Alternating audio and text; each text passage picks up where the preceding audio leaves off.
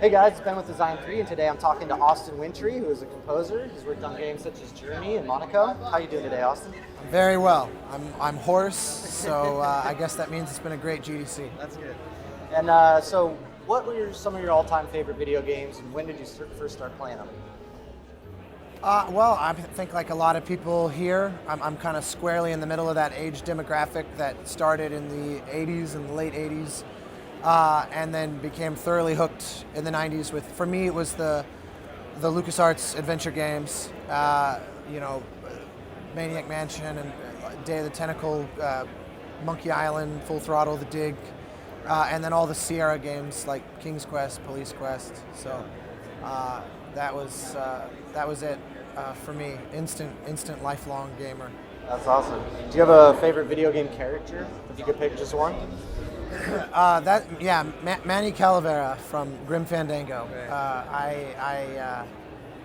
Grim Fandango is possibly my all-time favorite game. It's really hard to pick an all-time favorite game because even harder than say an all-time favorite movie, because the types of experiences in games is much more diverse than in film. You know, like a strategy game that you come back to, like a StarCraft.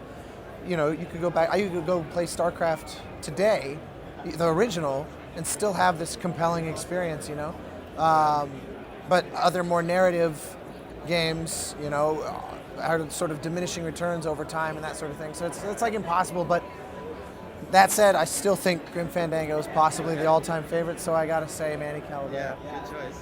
And especially relevant question: do you have a favorite video game soundtrack?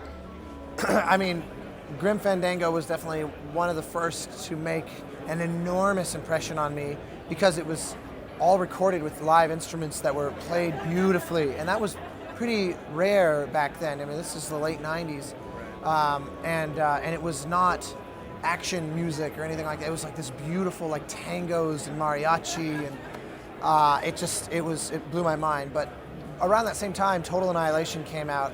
And Jeremy Sewell wrote a score that I remember feeling like this is I'm realizing a real profession, and it's not just programmers who also play instruments and therefore are game composers. Right. But this guy's clearly like a legit composer. Yeah. So yeah, it was.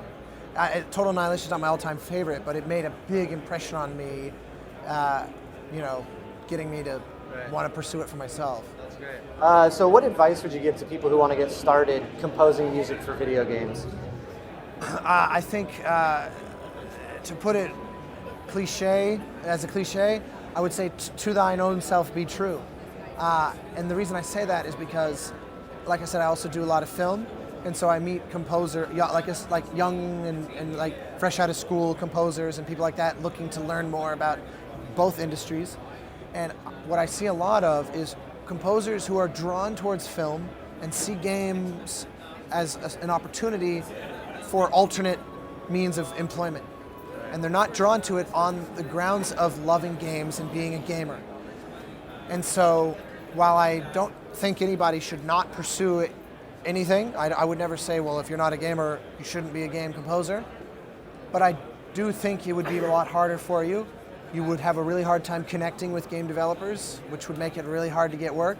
And you also would have a much harder time having fun and actually getting into it, because it's a struggle like every other form of being a musician. Doesn't matter if you're a guy in Nashville trying to make it as a singer-songwriter, or you're a guy in LA trying to score films, or you're a guy somewhere trying to do games or whatever. At the end of the day, it's still really hard.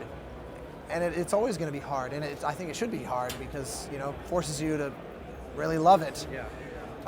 But my advice is, if you really love games, you will eventually find your way, because you will connect with a game developer and they will want to hire you. Right. And I know that sounds like naive and idealistic, but I've seen it time and again, and I feel like I'm sort of living proof of that, because I've been a gamer my whole life, and I just I get crazy excited about games. And a lot of the new kind of composers coming onto the scene, some of them I think need to really reflect that they actually love games as games and they actually play games.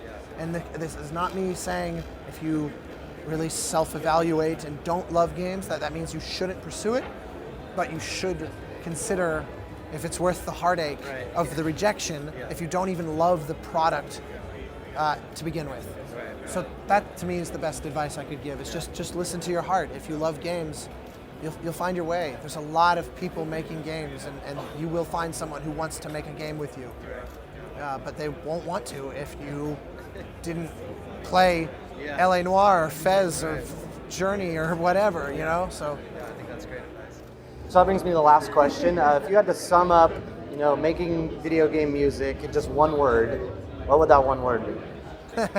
My word is reckless.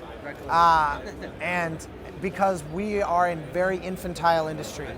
I mean, because the history of games, as far as music is concerned, has like two histories. There's the legacy titles of the first several generations or quasi-generations of, through arcades, Pong and arcades and Atari and Commodore 64 and NES and all of the like hardware-based, music synthesis into that shift that happened about 10, 12, 15 years at most ago, when suddenly we could actually record and support professional recordings.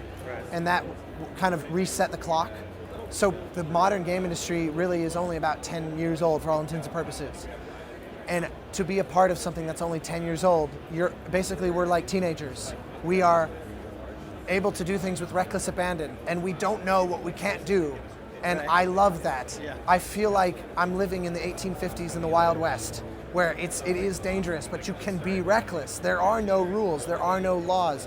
It's not like, I love working in the film industry, but there's 70 and 80-year-old conventions in the film industry. There are people working in the film industry in their 70s who got started as a kid. That does not exist. If you have someone in the game industry who's working in their 60s, that probably means they came into it in their 50s.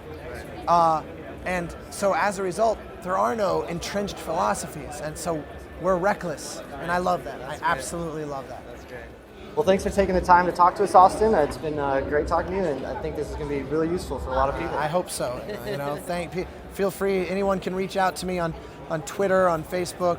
I'm really easy to find, and always, really happy to geek out about music or games or whatever. That's great. Thanks a lot. Thank you, man. Thank you.